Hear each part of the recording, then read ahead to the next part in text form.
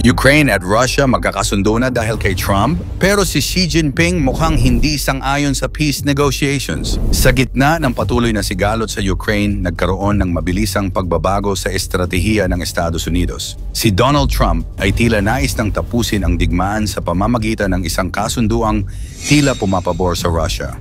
Noong February 18, 2025, nagsimula ang direktang pag-uusap sa pagitan ng Estados Unidos at Russia sa Saudi Arabia na may layuning tapusin ang digmaan sa Ukraine.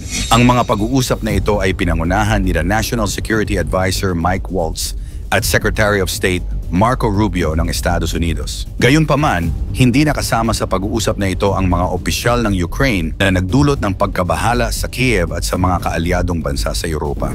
Ano ang naging pag-uusap sa naturang peace talks negotiations? Tuluyan na kayang matutuldukan ang ilang dekadang digmaan? Yan ang ating aalamin.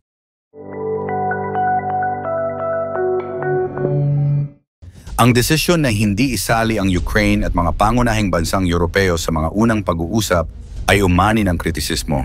Hindi natuwa ang mga kaalyadong bansa sa Europa sa ginawang negosasyon ng Amerika at Russia. Ayon kay German Chancellor Olaf Scholz, hindi maaaring magkaroon ng peace deal kung hindi mismong Ukraine ang sangkot dito. Dagdag pa ni Zelensky, paano siya magtitiwala kay Putin kung hanggang ngayon ay hindi pa umaalis ang mga sundalong Ruso sa kanyang bansa. Kung ang peace talks na ito ay para sa kapakanan ng Ukraine, bakit wala ang Ukraine sa usapan? Sa mga pag-uusap, lumitaw ang mga pagkakaiba sa posisyon ng bawat panig. Magkaiba ang gusto ng bawat bansa. Ang sabi ng Russia, dapat kilalanin ang kontrol nito sa mga teritoryong sinakop sa Ukraine, gawing neutral ang Ukraine, at alisin ang mga parusa laban sa kanila. Ang sabi naman ng Ukraine, dapat lumayas ang lahat ng sundalong Ruso at ibalik ang mga teritoryong sinakop. At ang Estados Unidos naman, gusto nitong hindi malagay ang Ukraine sa alanganin at mapanatili itong malaya. Hindi madali ang usapan sa kapayapaan, ang Russia gusto ng kontrol sa sinakop nilang teritoryo, ang Ukraine gusto bawiin ang lahat, at ang Amerika naman may sariling interes. Lalong gumulo ang usapan ng hindi isama ang Ukraine sa simula ng negosasyon. Kaya paano magkakaroon ng kasunduang epektibo kung ang pangunahing apektado ay hindi nakasali? Dagdag pa rito, hati-hati rin ang pananaw ng Europa at Amerika sa kung ano talaga ang tamang solusyon. Kaya mukhang malayo pa ang totoong kapayapaan. Bagaman hindi kasama ang mga opisyal ng Ukraine sa mga unang pag-uusap na ito, ipinahayag ni US Secretary of State Marco Rubio na ang mga susunod na negosasyon ay isasama na ang Kiev at ang European Union. Binanggit din ni Rubio na ang mga talakayang ito ay nagsisimula pa lamang at maraming critical na issue ang kailangang talakayin tulad ng mga concession sa militar, pagiging miyembro ng NATO, mga garantiya sa seguridad, control sa teritoryo at mga ekonomikong parusa. Ang reaksyon ng China sa pag-uusap ng US at Russia. Dati, tila may papel pa ang China bilang tagapamagitan gamit ang kanilang impluensyang pang-ekonomiya sa Russia upang makipagnegosasyon sa Amerika. Pero ngayon, mukhang naiwan ito sa gilid. Sa halip na maging isa sa mga pangunahing boses sa negosasyon, tila nagiging isang tahimik na tagamasid ang China habang ang Amerika at Russia ang nagdidikta ng direksyon ng usapang pangkapayapaan. Bakit ayaw ng China sa peace talks? Hindi ito usapin ng simpleng pagtanggi sa kapayapaan.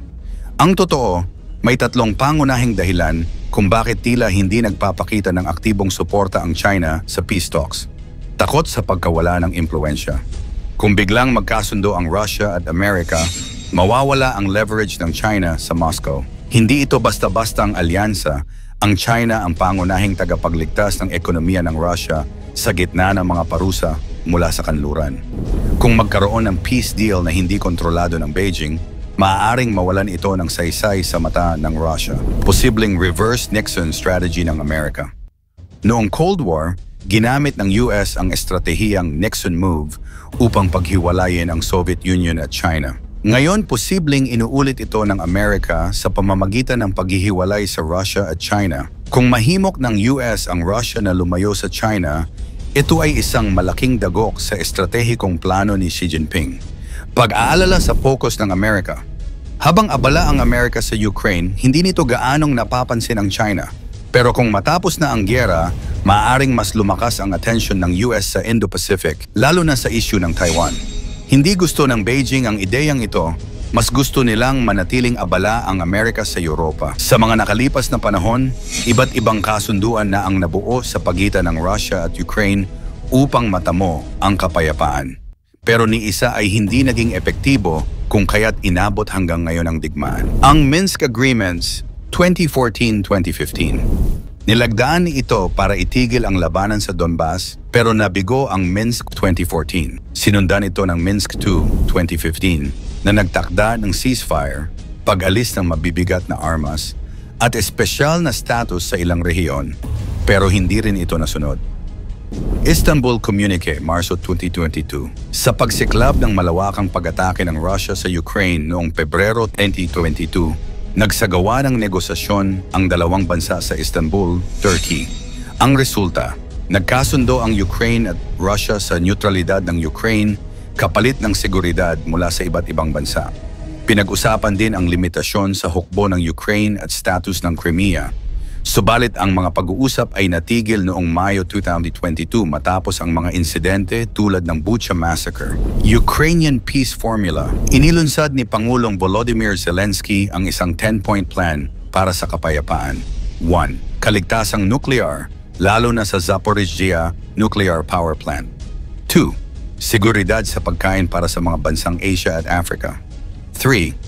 Seguridad sa enerhiya ay pagpapanumbalik ng infrastruktura ng enerhiya ng Ukraine. 4. Pagpapalaya sa lahat ng bilanggo at pagbabalik ng mga batang Ukrainian na dinala sa Russia. 5. Pagpapanumbalik ng mga border ng Ukraine ayon sa estado nito bago ang 2014 annexation ng Crimea. 6. Tuluyang pag-alis ng mga puwersang militar ng Russia mula sa Ukraine at pagtigil ng labanan. 7. Paglilitis sa mga war crimes na ginawa sa panahon ng pagsalakay ng Russia. 8. Pagsasaayos sa pinsalang ecological, mga garantiya laban sa hinaharap na agresyon ng Russia. 10. Isang multilateral na conference para sa kapayapaan at isang international na kasunduan. June 2024, Ukraine Peace Summit.